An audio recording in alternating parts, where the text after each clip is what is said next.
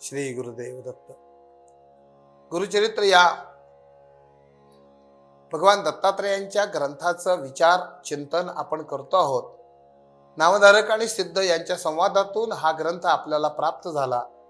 तर नामधारकांनी या 8व्या अध्यायामध्ये माता पुत्र जीव देत होती तयाप्रती गुरु कथा सांगते शनप्रदोष व्रत देती ज्ञानी करती अष्टमी, या 8व्या अध्यायामध्ये श्रीपाद श्री वल्लभ स्नानाकरता आलेले आहेत आणि त्याच वेळी मंदमती पुत्र आणि त्याची आई हे जीव देण्याकरता त्या ठिकाणी आलेले आहेत.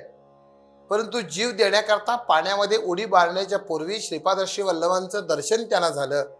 त्या दोघांनी येऊन श्रीपाद श्री वल्लभांना नमस्कार केला आणि विचारलं की हा मंदमती पुत्र आहे माझा, याला कुठल्याही प्रकारचं ज्ञान नाही आहे, त्यामुळं आमची अवहेलना अपमानास्पद जीवन आम्हाला समाजामध्ये जगावं लागतं.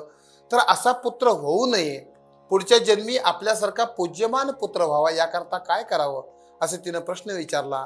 तेव्हा या 8व्या अध्यायामध्ये श्रीपाद श्री वल्लभांनी तिला शनिप्रदोषाचं व्रत सांगितलं आणि शनिप्रदोष व्रताची माहिती सांगून शनिप्रदोष व्रताचं महात्म्य आणि सुंदर कथा श्रीपाद श्री वल्लभांनी त्या स्त्रीला सांगितली. तो कथाभाग अत्यंत ऐकण्यासारखा आहे, चिंतन करण्यासारखा आहे.